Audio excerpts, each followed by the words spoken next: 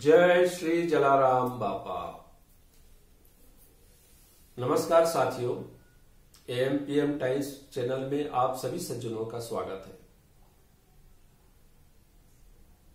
आप सभी से मेरा आग्रह है कि इस चैनल को सब्सक्राइब कर लेवे।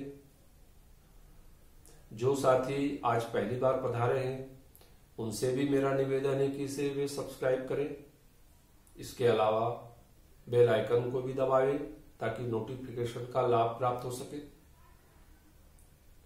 तो साथियों, संत श्री जलाराम बापा के जीवन की कथा का तीसरा अध्याय अब प्रारंभ करते हैं। आयु बढ़ने के साथ साथ बालक जलाराम का व्यक्तित्व भी राम भक्ति की वजह से परिपक्व होने लगा था।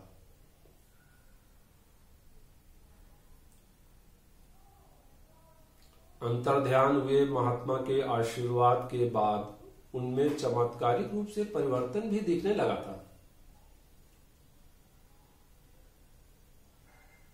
मानो उन्हें अपने पूर्व जन्म का बोध हो गया हो। उनके आचार, विचार और व्यवहार में काफी बदलाव झलकने लगा था। हर समय जुबान पर राम नाम ही हावी रहता था।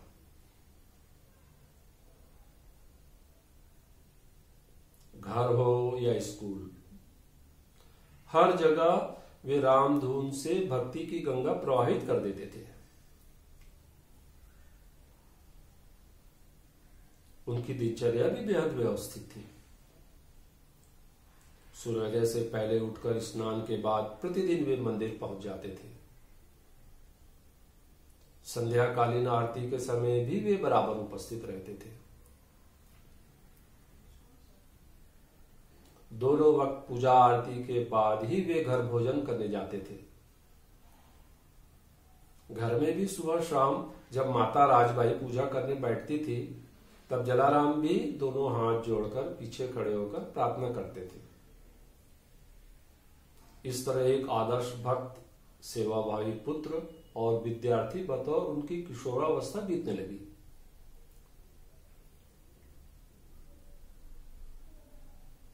जलाराम रघुवंशी लोहाना छत्री थे।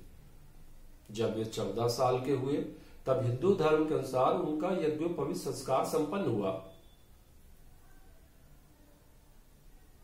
यह विधि बड़े भाई बोधा के विवाह के दौरान हुई थी। इसी दौरान जलाराम की शालेय शिक्षा भी पूरी हुई।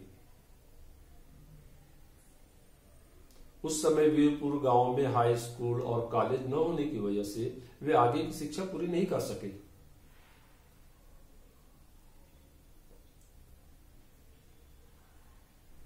अब वे पिताजी की दुकानदारी में सहायता करने लगे थे।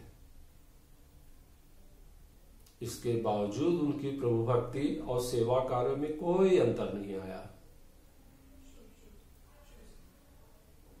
गांव में किसी के यहां भी भजन कीर्तन हो वे तत्काल पहुंच जाते थे।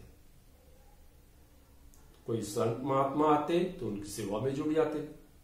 कोई भिक्षुक मिलता तो उसे पहले भोजन कराते, बाद में स्वयं करते।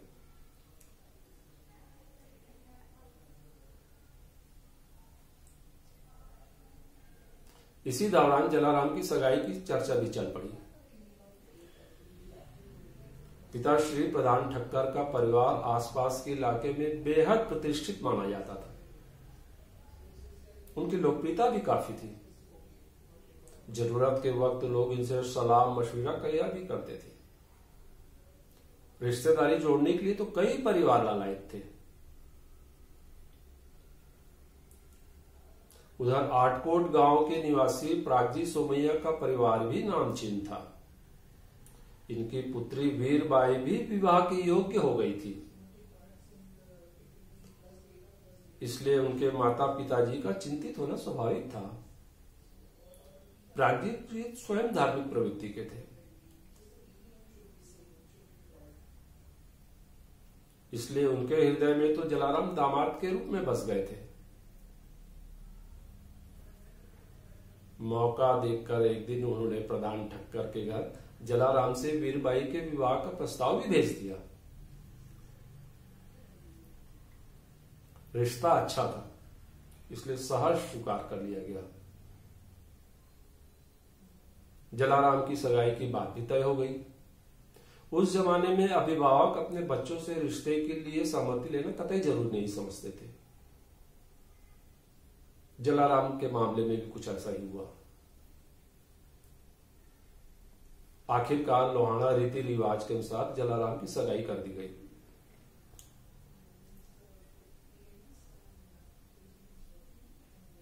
उधर सगाई होते ही जलाराम बेचैन रहने लगे।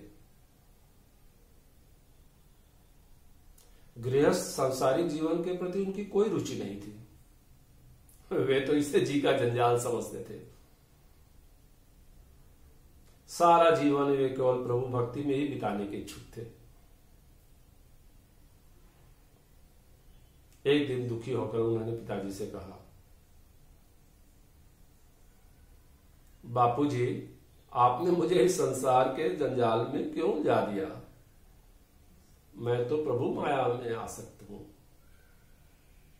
संसार की छाया से दूर रहना चाहता हूं। जलाराम की मनोव्यथा उन्होंने शांत मन से सुनी। हालांकि पुत्र की प्रभु भक्ति के मद्देनजर उनकी आशंका उन्हें पहले से थी।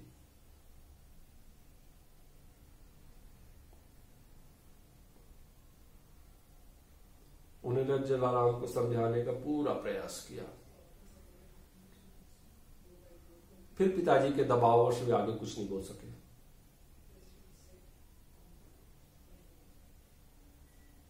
हाँ, हर पल उदास जरूर रहने लगे थे वे। चाचा वालजी अपने भतीजे जलाराम की भक्ति भावना से बिल्कुल अनभिज्ञ न थे। वे उसके अंतर्द्वंद को भली भांति समझ रहे थे। गृहस्थ जीवन कैसे निभाऊंगा, यह प्रश्न जलाराम को बेहद परेशान कर रहा था।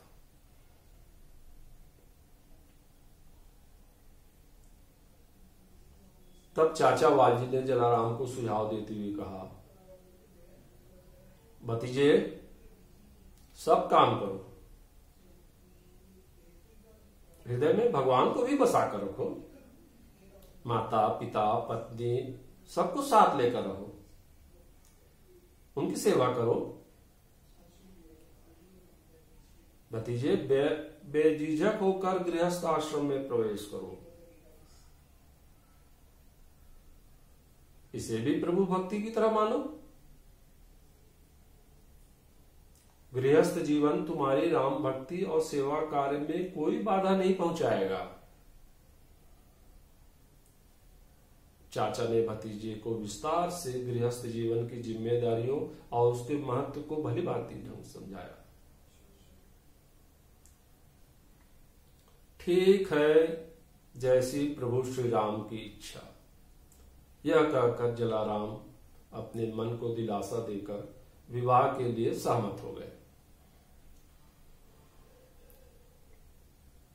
जलाराम की स्वीकृति पाते ही परिवार वाले प्रसन्न हो गए।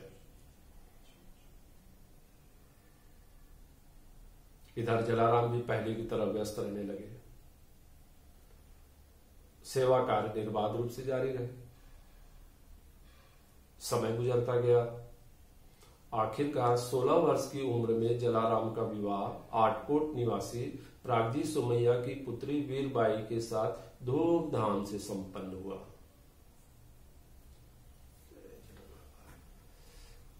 नमस्कार साथियों, अगले अध्याय में फिर आपसे मुलाकात होगी। आग्रह है कि इस चैनल के साथ आप सतत रूप से जुड़े रहेंगे। जय श्री जलाराम।